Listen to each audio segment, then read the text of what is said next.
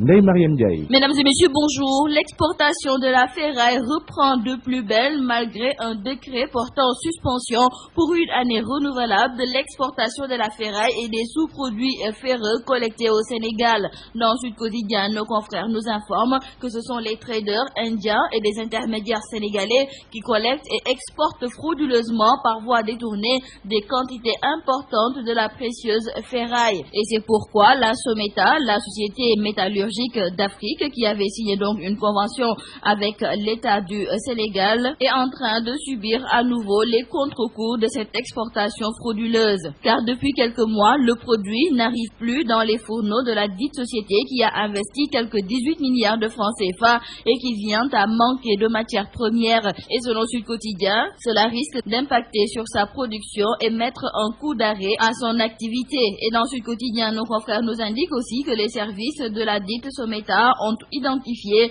le principal acteur de cette violation du décret et qui ne serait autre qu'un Indien qui répondrait au nom de Abdel Karim. Et c'est sur la base de beaucoup d'éléments qu'une plainte de la part de la société Someta serait actuellement sur la table du procureur de la République et une autre sur celui du ministre de la Justice, garde des Sceaux. Et nous parlons de l'affaire Aïda Ndiongue et c'est pour signaler avec nos confrères du journal Enquête que Moustapha Diakhaté, le président du groupe parlementaire majoritaire à l'Assemblée nationale, estime que les nouvelles découvertes et les résultats probants de la CREI justifient pleinement la poursuite de la politique de la traque des biens mal acquis. Et justement, dans le journal Enquête, nos confrères considèrent que l'affaire Aïda Ndiongue est l'arbre qui cache la forêt. C'est pourquoi, dans le journal La Tribune, nos confrères écrivent qui sera maintenant inquiété après Aïda Ndiongue concernant cette chasse aux milliardaires. En tout cas, pour nos confrères du journal La Tribune, de nombreuses personnalités de l'actuel comme des régimes précédents sont immensément riches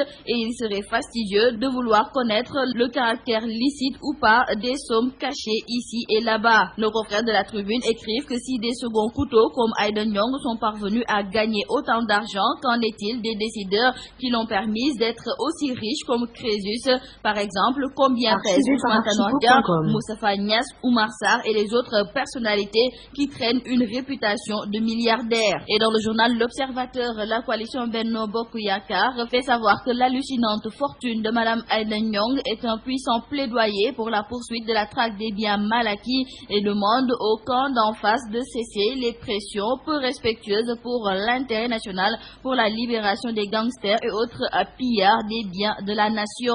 Et toujours dans l'Observateur, l'UJTL, l'Union des jeunesses travaillistes et libérales, donne la réplique à la coalition Benno Bokk Yakaar. Les jeunes libéraux ont dressé une liste d'autres milliardaires et indiquent ainsi la voie au procureur. Et parmi ces milliardaires, ils citent Harouna Dia, Yerim Sow, Cheikh Amar, Moustapha Niasse, Tanor Dieng, Baba Diaw, mais aussi Macky Sall. En tout cas, quoi qu'on puisse dire concernant l'affaire Aïda Ndiongue, signalons avec nos confrères du journal Direct Info que cette affaire bouleverse la République. Et selon Daoud, le biétiste de Direct Info, s'il y a une personne qui est plus célèbre que n'importe quel Sénégalais, c'est bien Aïda Ndiongue. Elle est sur toutes les lèvres. Celle qui pèse présentement 47 milliards de nos maigres francs a réussi le tour de force de créer un tsunami au sein de la République. Ses avocats promettent aujourd'hui de démonter les certitudes du procureur Serigne Bassirou Gueye par le biais d'une conférence de presse. Parlons avec le journal Le Soleil de l'inauguration de l'hôpital pédiatrique de Diamniadio.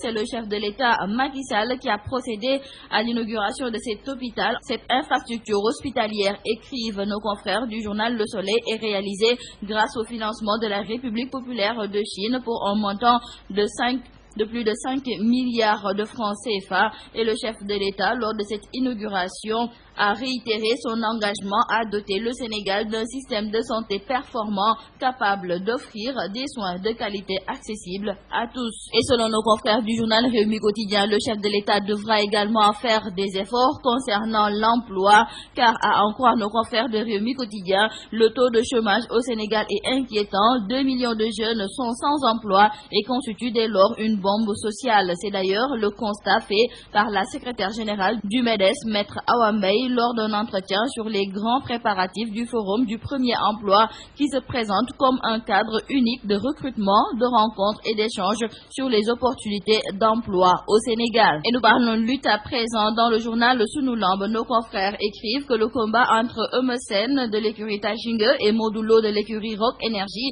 qui aura lieu le 31 janvier prochain au stade Demba Diop sera la première grande affiche de la saison du promoteur Aziz Ndiaye. Cependant, la question que se posent nos confrères est de savoir si Eumeu Sène ne risque pas de tomber dans le piège en voulant corriger à tout prix son adversaire. Parlons à présent des travaux en vue au niveau du stade Demba Diop. Nos confrères de Sunu Lamb nous indiquent que la décision du ministre des Sports Mbagnick Ndiaye de commencer les travaux du stade Demba Diop dans 2 mois a été très mal accueillie par les promoteurs de lutte.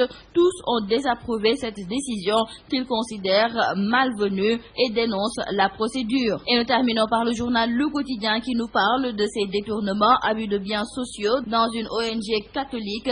Il s'agit donc d'un projet d'habitat proposant un toit pour chaque adhérent initié en 2006 par la coopérative La Samaritaine. Elle promettait donc la félicité parfaite aux souscripteurs chrétiens. Ces derniers ont cotisé pendant près de 7 ans et tout cet argent a été détourné, nous disent nos confrères du journal Le Quotidien, car les dirigeants de l'ONG n'ont pu offrir qu'un terrain nu à leurs sociétaires. C'est tout à vos journaux et très bonne lecture à tous.